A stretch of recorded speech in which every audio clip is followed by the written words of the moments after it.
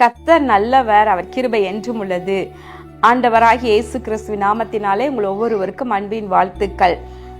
நேற்றைய தினம் நாம் அருமையாக இந்த 2025 ஆண்டின் முதல் நாளிலே நாம் எல்லாரும் கர்த்தருடைய சமூகத்திலே நாம் இருந்து ஜெபத்தோடு கூட புது வருஷத்தை நாம் ஆரம்பம் செய்திருக்கின்றோம். விசேஷமாக இந்த 2025 ஆண்டு நமக்கு ஆசீர்வாதமான மற்றும் சமாதானமான சந்தோஷமான ஆண்டாக இருக்க வேண்டும் என்றே நம்முடைய விருப்பமாக இருக்கிறது. கர்த்தர் அப்படியே நமக்கு செய்வாராக. நமக்கு கொடுத்திருக்கின்ற வாக்கு தத்தம் அருமையான வாக்கு தத்தம். எரேமியா 33:3, நீ அறியாததும் உனக்கு எட்டாததுமான பெரிய காரியங்களை உனக்கு அறிவிப்பேன் என்று அருமையான வாக்கு தத்தத்தை கர்த்தர் சொல்லியிருக்கின்றார்.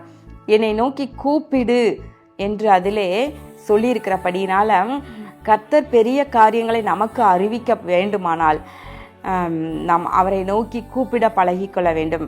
இந்த புதிய ஆண்டில் உங்களுடைய ஜெப நேரத்தை அதிகமாக்குங்க. கர்த்தரை துதிப்பதற்கு நீங்கள் அதிகமாக நேரம் கொடுங்க. இந்த புதிய வருடத்தில் புதிய தீர்மானங்களோடு கூட நீங்கள் ஜெபத்தோடு உங்கள் காரியங்களை எல்லாம் செய்யுங்க. கர்த்தர் அதை வாய்க்க பண்ணுவார். இன்றைக்கு நாம் தியானிக்கும் வசனம் சங்கீதம் 106:1, அல்லேலூயா, கர்த்தரை துதியுங்கள், அவர் நல்லவர், அவர் கிருபை என்றும் உள்ளது. அருமையான துதி. இது விசேஷமாக இந்த ஆண்டினுடைய ஒவ்வொரு நாளும் ஒவ்வொரு அருமையான வசனத்தை தேவ சமூகத்திலே நான் உபவாசத்தோடு நான் காத்திருந்து ஜெபம் பண்ணி பரிசுத்த ஆவியானவருடைய ஒத்தாசையோடு தெரிவு செய்து 2025 ஆண்டு கேலண்டரை நாங்கள் அச்சிட்டிருக்கிறோம்.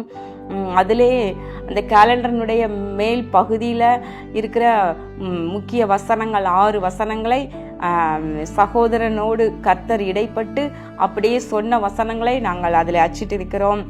இந்த கேலண்டர் உங்களுக்கு ஆசீர்வாதமாக இருக்கும். இதை தேவ பிள்ளைகள் நீங்கள் பெற்றுக்கொள்ளுங்கள். ஆசீர்வாத டிவி நேயர்கள் உங்களுக்கு மற்றும் யூடியூப் மூலமாய் பார்க்கிற தேவ பிள்ளைகள் உங்களுக்கு இந்த கேலண்டர் வேண்டும் என்றால் நான் கீழ்காணும் எண்ணுக்கு நீங்கள் தொடர்பு கொள்ளும்படி அன்போடு கூட கேட்டுக்கொள்கின்றேன். இதில் உள்ள ஒவ்வொரு வசனத்தையும் தான் ஒவ்வொரு நாளும் இன்றைய மன்னா என்கிற பெயரிலே சற்று அதை விளக்கி சொல்லுகின்றேன். அநேகருக்கு பிரயோஜனமாக இருந்து வருகிறது என்று உங்களிடமிருந்து தொலைபேசி மூலமாகவும் மற்றும் நேரில் பார்க்கும் பொழுதும் ஏராளமான பேர் சொல்லிக்கொண்டே இருக்கிறீங்க. இந்த இன்றைய மன்னா என்கிற இந்த நிகழ்ச்சியை, இந்த வசனத்தை பார்க்கும்படி உங்களுடைய அருமையானவர்களுக்கு இதை நீங்கள் இன்ட்ரோடியூஸ் பண்ணி வைக்கலாம். ஒருவேளை யூடியூப் மூலமாய் பார்க்கிறவங்க எங்களுடைய அன்பானவர்களுக்கு நீங்கள் ஷேர் பண்ணுங்க.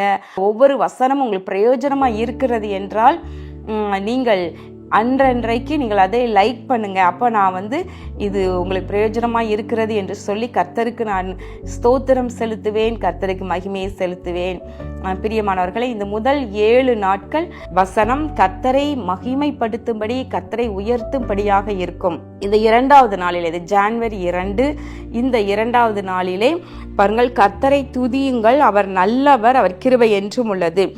வேதாகமத்தில் பல இடங்கள்ல நம்ம பார்க்கின்றோம், கர்த்தரை துதியுங்கள், அவர் நல்லவர், அவர் கிருபை என்றும் உள்ளது என்கிறதான துதி ஏறக்குறைய தேவ ஜனம் அவ்வப்போது அடிக்கடி சொல்லுவதை நாம் பார்க்கின்றோம்.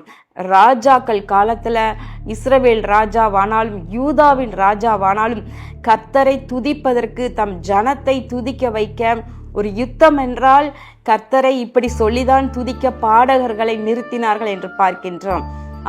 அவருடைய கிருபை என்றும் உள்ளது, அவருடைய கிருபை என்றும் உள்ளது என்று நாம் சொல்லும் பொழுது அதை நாம் சத்துருக்களுக்கு முன்பதாக அறிக்கை பண்ணுகிறோம். இன்னொன்று, தேவனுடைய கிருபையை நாம் பெற்றுக்கொண்ட நாம் அதை அனுபவித்து, அதை ருசித்து, அதனால நம்ம கர்த்தருக்கு மகிமை செலுத்தும் வண்ணம் திரும்பவுமா நம்ம அதை சொல்லி அவரை மகிமைப்படுத்துகின்றோம். எனவே இந்த நாட்கள்ல விசேஷமாக நீங்களும் கூட உங்களுக்கு தோணும் பொழுதெல்லாம் கர்த்தர் நல்லவர், அவர் கிருபை என்றும் உள்ளது என்று சொல்ல பழகி கொள்ளுங்கள். பிரியமானவர்களே, பாருங்கள் 2வது வசனம், கர்த்தருடைய வல்லமையான செய்கைகளை சொல்லி அவருடைய துதியை எல்லாம் பிரஸ்தாபப்படுத்தத்தக்கவன் யார்? இங்கு பாருங்களேன், கர்த்தருடைய வல்லமையான செய்கைகளை நம்ம சொல்லவும், அவருடைய துதியை எல்லாம் பிரஸ்தாவப்படுத்தத்தக்கவன் யார் என்று வசனம் சொல்லுகிறது. அப்போ தேவன் இதை விரும்புகின்றார். அவருடைய வல்லமையான செய்கைகளை எல்லாம் சொல்லுவதற்காக நம்மை உண்டாக்கி இருக்கின்றார். இந்த ஜனத்தை எனக்கென்று ஏற்படுத்தினேன், இவர்கள் என் துதியை சொல்லி வருவார்கள் என்று எழுதியிருக்கிறது போல தேவனுடைய துதியை சொல்லி வருவதற்காக தான் நம்ம உண்டாக்கப்பட்டிருக்கின்றோம். தேவ பிள்ளைகள், நீங்கள் மற்றவர்களுக்கு சுவிசேஷத்தை நீங்கள் கொண்டு போவது ஒரு பக்கம் இருந்தாலும் இன்னொரு பக்கம் தேவனை துதி பாடுகிற தேவ பிள்ளைகளாக நீங்கள் இருக்க வேண்டும் என்று கர்த்தர் விரும்புகின்றார். விசேஷமாக இந்த 2025ஆம் ஆண்டுல நீங்கள் அதிகமாக இன்னும் துதி பாடுங்கள், துதியுங்கள், கர்த்தரை உயர்த்துங்கள், கர்த்தரை பாடுங்கள். அவர் நல்லவர், அவர் நமக்கு என்றும் நல்லவர். கர்த்தர் நல்லவர் என்று சொல்லுங்க. அவர் கிருபை என்றும் உள்ளது என்று சொல்லுங்களாம். இயேசு கிறிஸ்து நேற்றும் இன்றும் என்றும் மாறாதவர். இன்னும் காலைதோறும் கர்த்தருடைய கிருபைகள் புதியவைகளாய் இருக்கின்றன. அவர் கிருபை என்றும் உள்ளது. அப்போ அவருடைய கிருபையை நாம் பெற்றுக்கொள்ள, அவருடைய கிருபையை எண்ணி நாம் அவரை மகிமைப்படுத்துவோம். தேவன் சகலவித கிருபைகளையும் நம்முடைய வாழ்க்கையில அவர் பெருகச் செய்ய வல்லமை உள்ளவராக இருக்கின்றார். ஒவ்வொரு நாளும் நீங்கள் காலையிலே கர்த்தரை துதித்து பாடி அவருடைய கிருபையை பெற்றுக்கொள்ளுங்கள். அந்தந்த நாளுக்கு தேவையான கிருபையை பெற்று நீங்கள் முன்னேறுங்கள். ஒவ்வொரு நாளையும் தேவ பலனோடு கூட நம்ம கடந்து செல்ல முடியும். என்னை பலப்படுத்துகிற கிறிஸ்துவினாலே எல்லாவற்றையும் செய்ய எனக்கு பலனுண்டு என்று எழுதியிருக்கிறது போல அவருடைய கிருபையை சொல்லி கர்த்தரை மகிமைப்படுத்தி நாம் ஒவ்வொரு நாளும் பலப்பட்டு நாம் பெரிய காரியங்களை கர்த்தருக்குள்ள செய்ய முடியும். கண்களை மூடி ஜெபம் பண்ணுவோமா? எங்கள் அன்புள்ள பரலோக பிதாவே, இதோ இந்த வருடத்தின் ஆண்டவரே ஆரம்ப நாட்கள்ல விசேஷமாக அந்த 2ஆம் நாளிலே நாங்கள் உம்மை நோக்கி துதிக்கின்றோம். கர்த்தர் நல்லவர், அவரை துதியுங்கள், அவர் கிருபை என்றும் உள்ளது என்று எழுதியிருக்கிறது. இதோ இஸ்ரவேல் குடும்பத்தாரே நீங்கள் கர்த்தரை துதியுங்கள், லேவி குடும்பத்தாரே கர்த்தரை துதியுங்கள், ஆரோன் குடும்பத்தாரே கர்த்தரை துதியுங்கள், கர்த்தருக்கு பயப்படுகிற பெரியோரே சிறியோரே கர்த்தரை துதியுங்கள் என்று எழுதியிருக்கிறது போல இதோ தேவ ஜனம் கர்த்தரை இப்படியாய் துதிப்பதாக, கர்த்தருக்கு ஊழியம் செய்கிறவர்களும் இப்படியாய் துதிப்பார்களாக. கர்த்தருக்கு பயப்படுகிற சிறியவர்களாயிருந்தாலும் பெரியவர்களாயிருந்தாலும் இப்படியே கர்த்தர் நல்லவர், அவர் கிருபை என்றுமுள்ளது என்று சொல்லி துதிப்பார்களாக. இந்த புதிய ஆண்டு உடைய பிள்ளைகளுக்கு நன்மைகளின் ஆண்டாக இருப்பதாக. துதிக்கிற உடைய பிள்ளைகளுடைய கரம் ஆண்டவரை சத்துருக்களின் மேல் ஓங்கி இருப்பதாக. தன் சகோதரர்களுக்கு நடுவிலே புகழப்படுவார்களாக. ஆண்டவர் வெட்கம் அனுபவித்த இடங்களில் எல்லாம் ஆண்டவர் கீர்த்தியும் புகழ்ச்சியும் அடையும்படி ஆசீர்வதிப்பீராக. இயேசு கிறிஸ்துவின் நாமத்தினாலே வேண்டிக் கொள்கிறோம் நல்ல பிதாவே, ஆமேன். மறுபடியுமாக உங்கள் ஒவ்வொருவருக்கும் அன்பின் புத்தாண்டு வாழ்த்துக்களை இயேசு கிறிஸ்துவின் நாமத்தினாலே நான் தெரியப்படுத்துகின்றேன்.